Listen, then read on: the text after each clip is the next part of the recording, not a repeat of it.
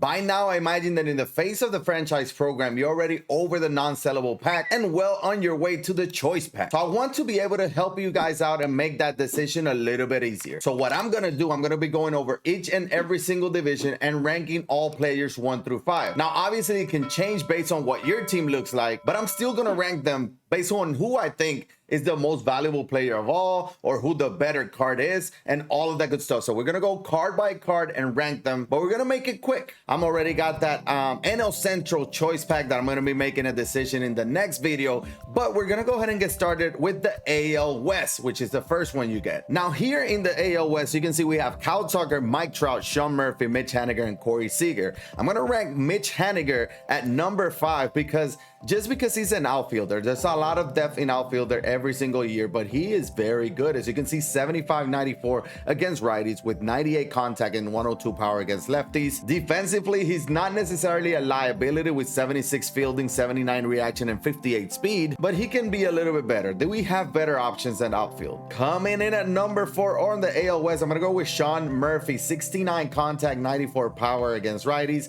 60 contact, 85 power against lefties. A lot of power, not a lot of contact, very good defensively, which is very good. Obviously weak position at catcher, so he's a very solid option. And obviously if you get him from the pack, you're probably not too mad. He's definitely better than the NL West version catcher that they have there. We'll get to that in just a second. He does have that catcher pop time quirk, which is going to be very good to throw out runners trying to steal. He does have the cannon quirk as well, so he's going to be very good defensively with a lot of power, but he still comes in at number 4 in the AL West. Because coming in at number 3, I'm gonna go with Kyle Tucker, and this is tough because as you can see offensively, 82 contact against righties with 80 power, 81 contact against lefties with 94 power.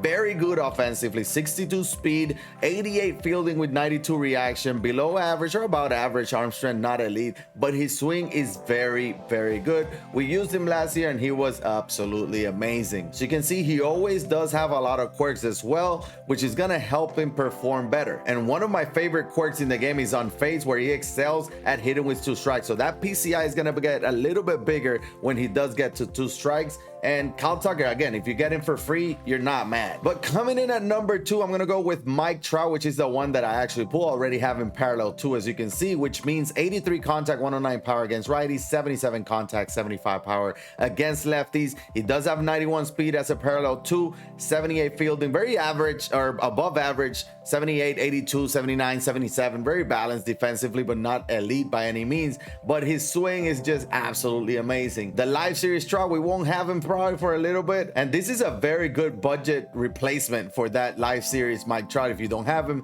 this Mike Trout is going to be very good, and he has been very good for me. As you can see, in 30 at bats, he has 6 home runs, 1600 OPS with a 467 batting average. Mike Trout is still Mike Trout because he does have all these quirks and that amazing swing. As you can see, he does have dead red, so he's going to be turning on fastball, on phase, the 2 strikes, so everything he's gonna hit out, and he does have a lot of power against those righties, as you can see with 109, technically 107 if you don't have him parallel. But coming in at number 1 in the AL West, I'm going with Corey Seager. These are elite hitting attributes to start off the season, or to start off MLB The Show. 22, 93, 82 against righties, 92, 84 against lefties.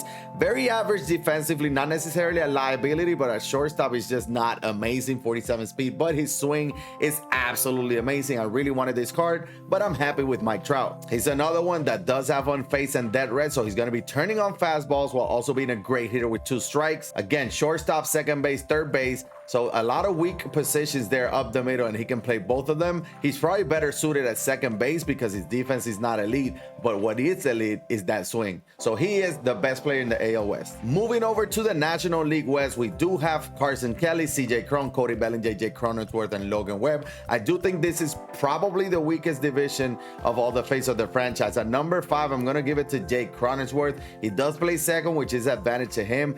82 speed, as you can see, fielding 81, 82, so not elite. He's just a goal defender. 85, 77 against righties, and 75, 54 against lefties. So not a lot of power. I don't love his swing. I feel like it doesn't really generate a lot of exit velo, but he can play every position in the infield. When we look at his quirks, he doesn't have necessarily the most important ones, which is why he comes in at number 5 in the NL West. Coming in at number 4, I'm giving it to Carson Kelly, and this is the one they actually gave me for the non-sellable one. He has 60 and 75 against righties. He's very good against lefties, 98, 103, but we're not going to be facing a lot of lefties. That's usually the case every year.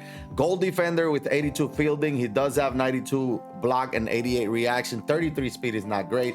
And again, I've used him online, and this is what I've done. He absolutely sucks. I hate his swing.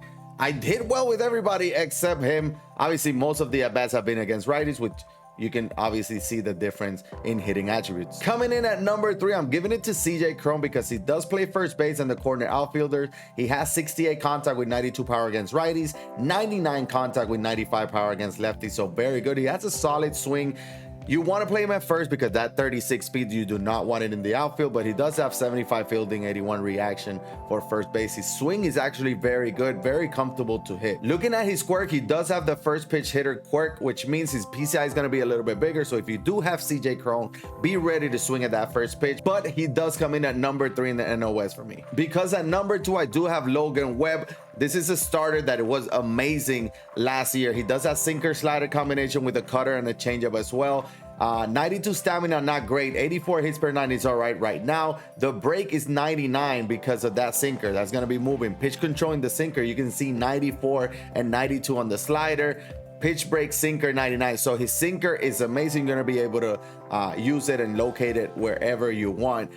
So he's a solid option at pitcher. He is my number 2 card in the NL West because the best card for me in the NL West is that Cody Bellinger. And the reason is because of the power. He has 88 power against righties, 86 against lefties. And that defense, 88 fielding with 91 reaction, 74 speed is above average. That arm at 99 is amazing. You can put him, probably his best position is going to be right field with that arm and speed. You know, the speed is not the best for center field, but Cody Bellinger's swing is always amazing. We know he has been struggling IRL the last couple of years, but I mean, again, he still has an amazing swing with a lot of power and solid defensively. So again, for a weak NL West face of the franchise program, Cody Bellinger is the best. Now moving over to the AL East, and this is a solid one. We have Cedric Mullins, Devers, Chapman, Wander Franco, and Manoah. I'm gonna go ahead and number 5, I'm giving it to Wander Franco. I just don't think he's very good, especially against righties with 75, 57. It's just a problem. It's not elite speed, he's not elite defender,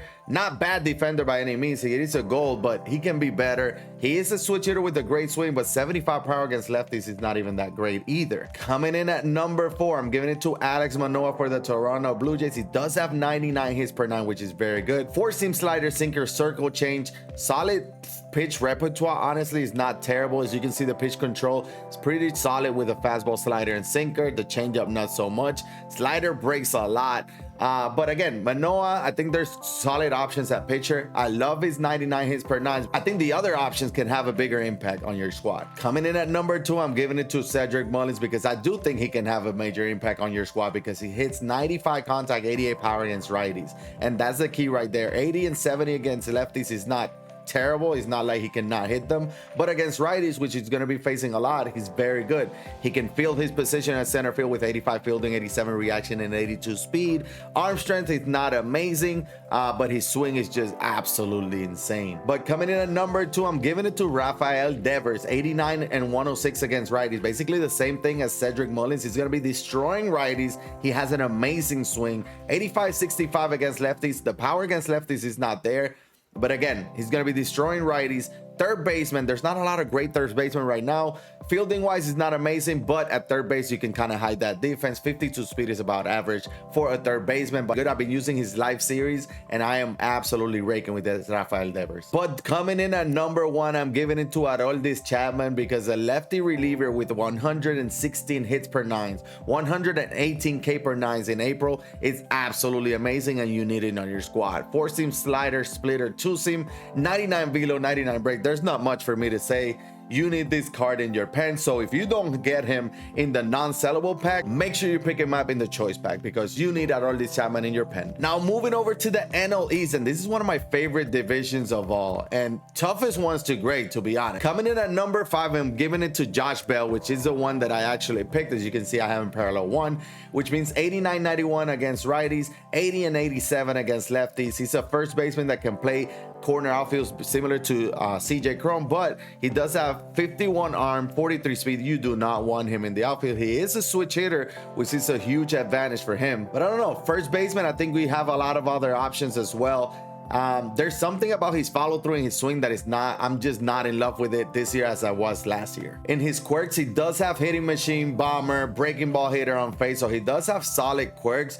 But again, I just think that we have a lot of valuable options in this NL East division. And one of those that are very valuable is that JT Realmuto. Catcher, very weak position. He's very well balanced with 82 and 73 contact, and then in power 75 and 64.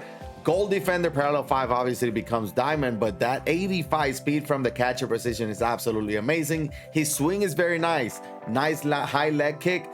He can generate some power more than what he actually looks on the attributes. But again, if you're looking for a catcher, JT may be your guy. And one of the quirks that he does have is that catcher pop time, which is going to be obviously excelling at throwing out base stealers. And he's one of the base stealers himself because he can actually run for a catcher. Coming in at number 3, I'm giving it to Ronald Acuna. Ronald Acuna is one of my favorite. He was one of my favorite cards in MLB The Show 21. He has 66 contact, 92 power against righties, 81 and 100 against lefties. So that contact against righties, I wish it was around 75. It would have been a little bit better. Fielding is not amazing at 69. Reaction 69 is not great, but he does have 90 speed, which can make up a little bit for it. Again, you can play him in center or in any of the corner outfield position. His swing is absolutely amazing. He's very fast. So if you're usually on the late side of fastballs, maybe you need Acuna's fast swing in your lineup. Coming in at number 2 is between Lindor and Chisholm, and this is very, very close. I'm gonna go with Jazz at number 2 because he's not a switch hitter. That's basically the tiebreaker for me. 73, 76 contact against righties and lefties, and then 84 power against righties with 76 power against lefties. 90 fielding with 91 reaction, 91 speed is very elite, very good. He can play second base, his primary, and then third base and short. He can actually play short a lot better than a lot of natural shortstops. Arm strength is not elite, but he does have the fielding reaction and speed. And again, one of the best swings in the game, one of the best no doubt animations in the game, and just one of the most electrifying players in the MLB. Coming in at number 1, I'm gonna give it to Francisco Lindor. His swing is always one of the best in the game. So you can see 99 fielding and reaction, 69 speed, which is very nice and above average, but that 85 power against righties, 75 contact against lefties with 74 power is still good enough. At shortstop, you just don't find shortstops like this. And again, let me tell you, just add +10 at every single hitting attributes because that's what his swing in MLB The Show does. It generates a lot more than what you can see there. Now we're moving over to the Central, and this is to wrap it up. We're gonna start with the AL Central, which is a very tough one as well. At number 5, I'm giving it to Andrew Benintendi. Just a lot of outfielders that are just better than him. 88, 85 contact is solid. 78 power is good. 66 power against lefties is not elite. 70 speed just defensively is not amazing either. So very good. His swing is not bad, but it's just not great. I wish we would have had a Salvi here from the Royals, but I'm sure we'll have a higher diamond later at some point in the year from Salvi. But for now, Andrew Benintendi comes in at number 5. Coming in at number 4, I'm giving it to Casey Mize, and he was one of the best pitchers, I think, in MLB The Show 20. He does have a sinker, slider, splitter, curveball, so nice pitch repertoire there. 90 hits per 9 is actually very good. We can see his pitch control. He can control them all basically very good, except for the sinker. So you can see the pitch break, they all break pretty well as well. So Casey Mize, I think it's a solid option as a starter. So if you get him from the non-sellable one, you can't be mad because everybody can actually get some help from the pitching side of things at this point in the game. But he comes in at number 4 because the other 3 options that we have in these divisions, it's very good. At number 3, I'm giving it to Emmanuel Clase, and this was tough because relievers are lagging right now. There's not a lot of options at relievers, and he does have 106 hits per 9s with a cutter, slider, and four seam. He throws absolute heat, and you can see 98 K per 9, a lot of control pitch velocity there with the break. He is a very, very good option.